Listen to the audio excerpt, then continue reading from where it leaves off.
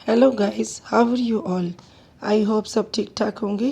Well, me Indrajeet Kaur again welcomes you in with science, the digital topic related with black fungus. तो आज हम black fungus के बारे में डिफरेंट स्लाइड्स के थ्रू पढ़ेंगे और इसके बारे में नॉलेज लेंगे। So let's start it. What is mucormycosis? Mucormycosis, जिसको पहले ज़ाइगोमाइकोसिस के नाम से भी जाना जाता था, और ये एक बहुत रेयर टाइप का इन्फेक्शन है। म्यूकरमाइकोसिस कॉमनली मिट्टी में, पौधों में, एक्सक्रीटा में, अपशिष्ट पदार्थों में और सड़े गले फलों तथा सब्जियों में मिलता है। और ये हमारी बॉडी में साइनेसिस को, हमारे ब्रेन को, आँखों को, हमारे फेफड़ों को और हमारे शरीर के हिस्सों को संक्रमित करता है। और कई बार ये एक जानलेवा भी सिद्ध हुआ है। तो ये उस प्रकार के पेशेंट्स में ज़्यादातर पाया गया है जिनको शुगर का प्रॉब्लम, यानी वो जो डायबिटिक हो या जिनका इम्यून सिस्टम बहुत कम होता है, कुछ ऐसी बड़ी बड़ी बीमारियों की वजह से, कुछ गंभीर बीमारियों की वजह से, जिनसे उनका रक्षक तंत्र जो है वो कमज़ोर पड़ जाता है। तो सेकंड टाइप की जो स्लाइड है उसमें आप देख रहे हैं कि ये एक ब्लैक फंगस है। कभी कभी आप लोगों ने ब्रेड के ऊपर एक फफूंद, उल्ली भी जिसको बोलते हैं, ग्रीन कलर में देखी होगी। तो एक्चुअली ये हमारी बॉडी में कुछ इसमें ब्लैक कलर का ये अपीयरेंस देती है, इसलिए इसको ब्लैक फंगस का नाम दिया गया है। तो इस डायग्राम में आप देख सकते हैं कि ये ब्रेड के ऊपर जो मोल्ड है ये भी एक म्यूकरमाइकोसिस का ही पार्ट है। तो जो म्यूकरमाइकोसिस है वो अलग अलग टाइप्स में मिलती हैं। जैसे इसमें जो राइनोसेरिब्रल हमारी बॉडी में साइनस को और ब्रेन को इफ़ेक्ट करती है। पल्मोनरी का मतलब हुआ कि ये हमारे फेफड़ों को, लंग्स को इफ़ेक्ट करती हैं। गैस्ट्रो इंटेस्टाइनल, यानी ये हमारे आंतरीय क्षेत्रों को, अंदर की जो आंत होती है, जो हमारा पाचक तंत्र है, उसको इफ़ेक्ट करती है। और क्यूटेनस का मतलब हुआ स्किन, त्वचा में जब ये इन्फेक्शन क्रिएट कर देती है तो उस तरह से ये अलग अलग इसके लक्षणों के द्वारा हम पहचान सकते हैं। जैसे अगर ये रेस्पिरेटरी ट्रैक्ट में, हमारे श्वसन तंत्र के अंदर इसने किसी भी प्रकार से संक्रमण फैला दिया हो तो हमें कफ होने लगेगी, खांसी होने लगेगी, बुखार आएगा, सिर में दर्द होगा, हमारे चेस्ट में पेन हो जाएगा और नाक में खुजली आना और नाक के अंदर थोड़ी सी इरिटेशन होना, इस तरह की प्रॉब्लम्स होती हैं। और हमारी सांस जो है वो थोड़ी रुक रुक कर आना या उसमें शॉर्टनेस जो है, सांस फूलना, इस तरह की प्रॉब्लम्स आ सकती हैं।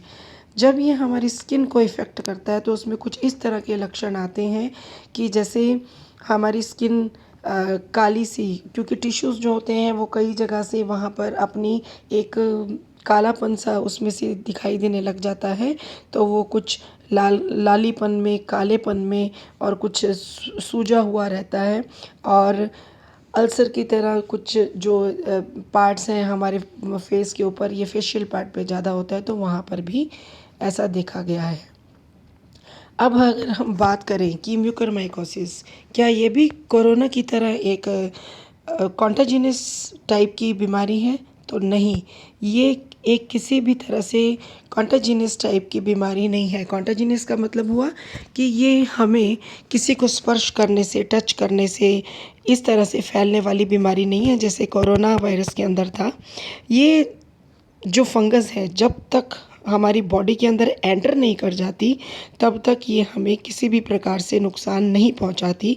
जब हालांकि ये बाहर हमें वातावरण के अंदर आप इसको देख सकते हैं, लेकिन जिन लोगों के इम्यून सिस्टम कमज़ोर होते हैं उनके अंदर इनके इन्फेक्शन होने का रिस्क जो है वो बढ़ जाता है।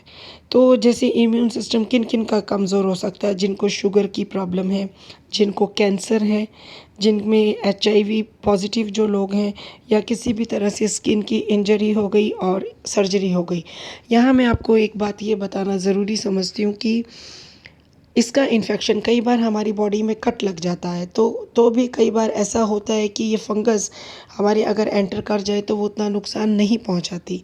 परंतु कई बार ऐसा होता है कि जब ये फंगस हमारे नाक से होती हुई हमारे तालुए पैलेट के अंदर चली जाती है, तो वहाँ पर ये बहुत ज़्यादा इन्फेक्शन क्रिएट करती है। अभी भी इसको हम कंट्रोल कर सकते हैं, परंतु ये सीवियर यानी कि बहुत एक सीरियस कंडीशन कब बन जाती है, जब ये हमारी आँख के अंदर सूजन ला दे और उसके सूजन के साथ में हमारी आँखें बाहर की तरफ निकल आएँ और जिसमें हमें सर्जरी कराने की भी आवश्यकता पड़ जाती है और अल्टीमेटली ये हमारे मस्तिष्क तक पहुंच जाती है, तो ये फिर वहाँ पर मौत का कारण ही बन सकती है।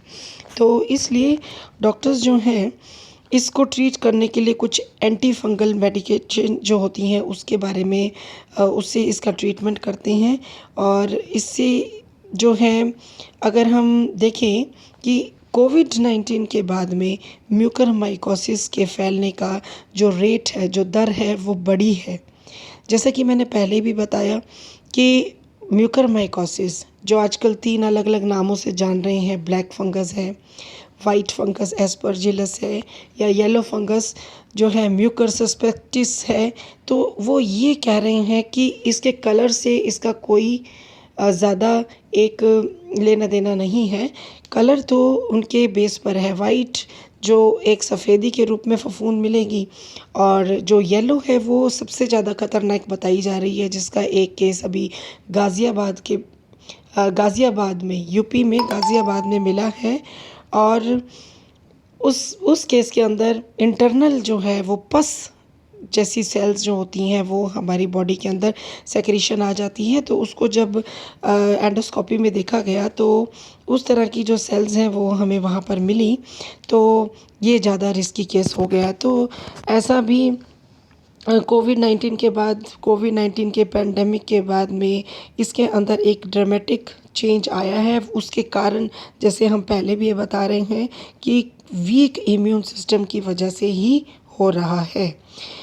अब ब्लैक फंगस, वाइट फंगस और येलो फंगस ये कैसे डिफरेंट हैं? एक्चुअली ब्लैक फंगस, इन तीनों में से अगर हम बात करें तो ब्लैक फंगस ज़्यादा हानिकारक नहीं है तब तक जब तक इसका आप ट्रीटमेंट कर लेंगे, लेकिन आँखों में पहुँचने के बाद और मस्तिष्क तक और पहुँचने के बाद में ये बहुत ज़्यादा भयानक रूप ले लेती है। तो जो ब्लैक फंगस है, ब्लैक फंगस उन पेशेंट्स में, जैसा हमने अभी बात ही की थी, जो आईसीयू में, अगर किसी कारण से आईसीयू में वो रहे हैं तो वहाँ पर उनको इस इन्फेक्शन के होने का चांस ज़्यादा है, क्योंकि हमें मालूम है कि जो ऑक्सीजन है डायरेक्टली तो हम दे नहीं सकते, तो उसके लिए हमें जो सॉल्युबल ऑक्सीजन है उसको देना पड़ता है। तो जो सॉल्युबल ऑक्सीजन है उसके लिए हमें जो वो मास्क के थ्रू जाती है तो नमी आ जाती है और वो नमी जो है वो कहीं ना कहीं फंगस को सर्वाइव करने में हेल्प कर देती है।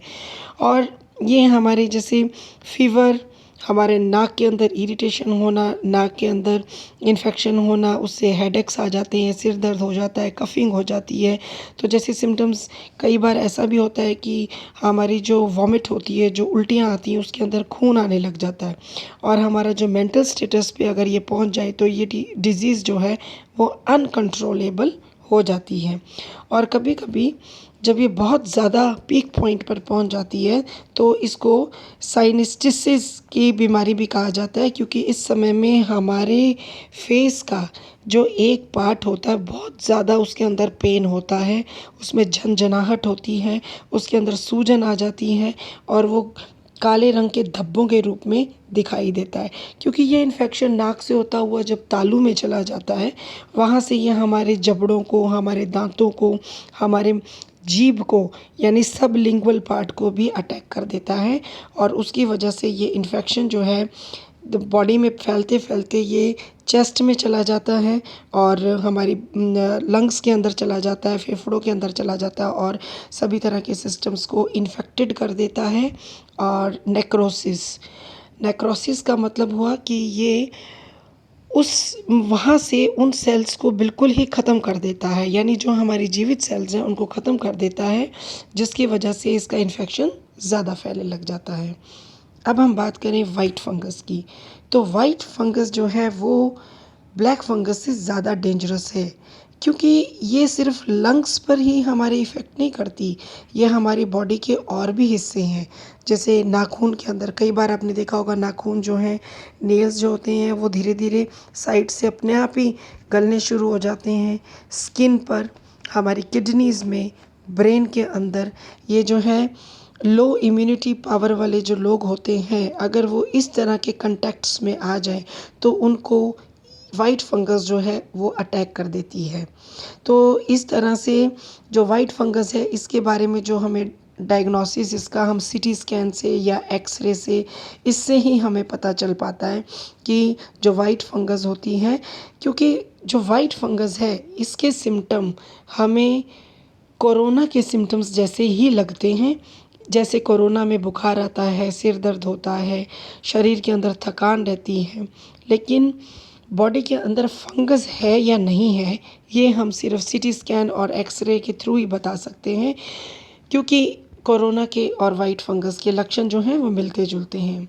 अब अगर हम बात करें नेक्स्ट येलो फंगस की, तो येलो फंगस जो है वो बहुत ज़्यादा डेंजरस माना जा रहा है इन तीनों में, क्योंकि ये हमारी बॉडी के इंटरनल जो पार्ट्स हैं, जो ऑर्गन्स हैं, उनके अंदर ये पस मवाद जो है उसका लीकेज होना शुरू हो जाता है, जो कि हमारे किसी भी तरह के जो घाव हैं, उन घावों के अंदर ये लगातार लीकेज होने से हमारे अंगों को फ़ेल कर देता है, और इस तरह से जो सेल्स हैं वो डैमेज होने शुरू हो जाती हैं, और सीरियस केसेस के अंदर इसमें जो पेशेंट है उसकी डेथ भी हो सकती है। तो इस समय में अगर किसी को येलो फंगस हो जाता है, तो उसके लक्षणों में अगर देखा जाए, तो उसको भूख बहुत कम लगेगी, उसके आलस, थकान, उसके शरीर का टूटना, ये सब बहुत ज़्यादा होगा।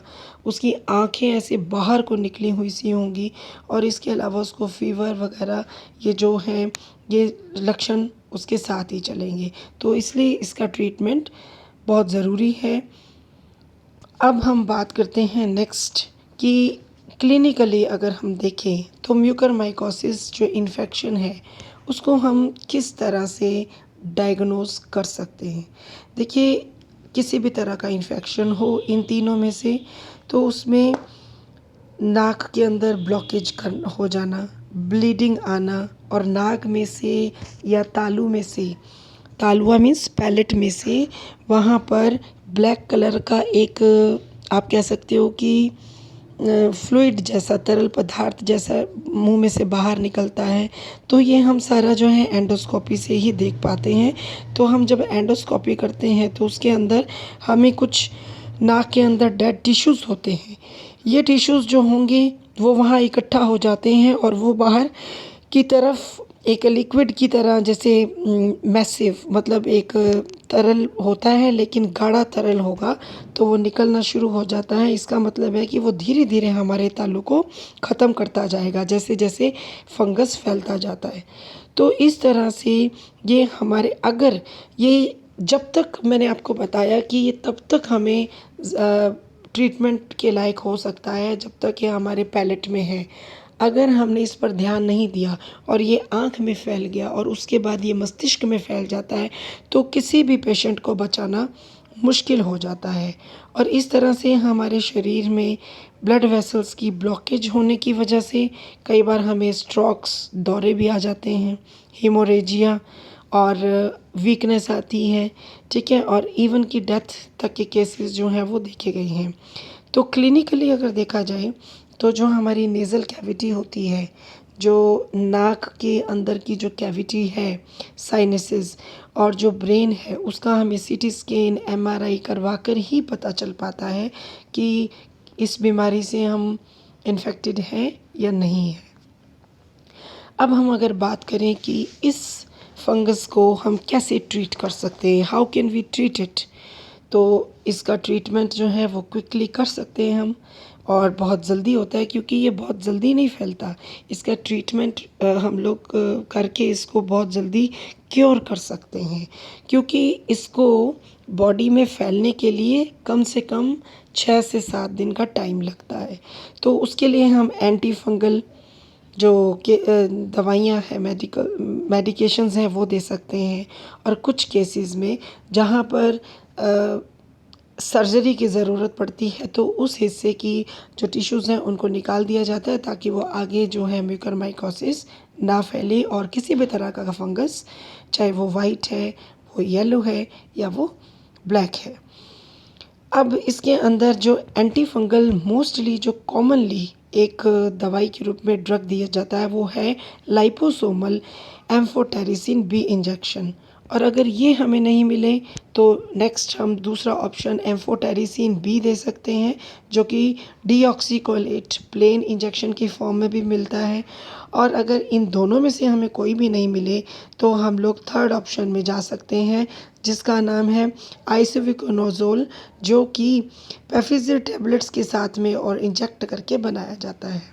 तो इस तरह से कई तरह के और भी ऑप्शंस हैं, जिसमें पेसाकोनोजोल है, तो ये जेनेरिक मेडिकेशन है जो टैबलेट्स की फॉर्म में या इंजेक्शंस की फॉर्म में एंटी फंगल के रूप में पेशेंट को देकर इनको ट्रीट किया जा सकता है।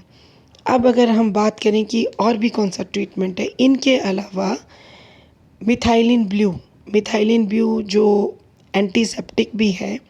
हम लोग पहले जब हमारे कोई घाव हो जाता था, बहुत पहले, तो हम लोग मिथाइलिन ब्लू जो है वो लगाते थे। तो उस समय में ये मिथाइलिन ब्लू जो है वो मलेरिया को ट्रीट करने के लिए और फंगस को ट्रीट करने के लिए ये जो दवाई है इसको यूज़ किया जाता है, क्योंकि इसके अंदर एक रिडॉक्स रिडक्शन यानी कि रिडॉक्स प्रकार का अपचयन की प्रक्रिया होती है माइटोकॉन्ड्रिया में, जो इस तरह बीमारियों को कंट्रोल करने में हेल्प करता है। और मिथाइलिन ब्लू जो है ये कोविड के पेशेंट्स को भी दिया जाता है, क्योंकि सबलिंगुअल का मतलब हुआ हमारा जो मुंह के अंदर का मांसल हिस्सा है, मांसल जो जीभ जैसा, ये जीभ है ना, ये मांसल हिस्सा है। इसमें हम लोग इस दवाई को लगाकर या नेबुलाइज़र जिससे भाप देते हैं आप लोग, उसके अंदर इस दवाई को डालकर जो है डॉक्टर्स इसको प्रेस्क्राइब करते हैं, क्योंकि ये लो कॉस्ट की हैं और कंट्री में ये मिल जाती हैं। और पेशेंट्स जो हैं इसको मतलब आप कह सकते हो कि एक रोग निरोधी दवा यानी कि प्रोफाइलैक्टिक ड्रग की तरह इसको यूज़ करते हैं। अपने जो भी लोग, जो पॉपुलेशन इस चपेट में आ गई है, वो इस मिथाइलिन ब्लू को अभी जो है यूज़ करते हैं जैसा कि उनको डॉक्टर्स प्रिस्क्राइब करते हैं। अब मिथाइलिन ब्लू जो है, क्या वो म्यूकरमाइकोसिस को यानी ब्लैक फंगस को प्रिवेंट कर सकती है? बिल्कुल कर सकती है, क्योंकि जो ह्यूमिडिफायर्स हैं, मॉइस्चराइज़र जार हैं, अगर हम उसमें मिथाइलिन ब्लू की कुछ ड्रॉप्स डाल दें, जब किसी भी पेशेंट को ऑक्सीजन दे रहे होते हैं तो वो भी हमें लिक्विड क्वांटिटी में देना पड़ता है।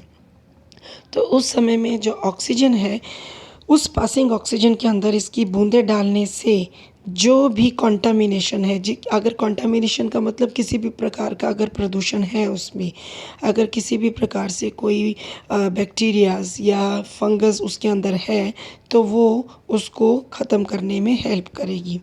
अब जो ब्लैक फंगस है वो अब आपको मालूम ही है, जैसे एपिडेमिक बन चुकी है। तो इसलिए हमें बहुत ज़रूरी है कि हम इस फंगस को, चाहे वो किसी भी फॉर्म में है, ब्लैक हो, वाइट हो या येलो हो, हम किसी भी फॉर्म के अंदर इस फंगस को, हमारी ये बहुत बड़ी ज़रूरत बन गई है कि हम मेडिकेशन से, हम अच्छे मेथड्स को यूज़ करके जो इस फंगस की डिज़ीज़ को कंट्रोल करें।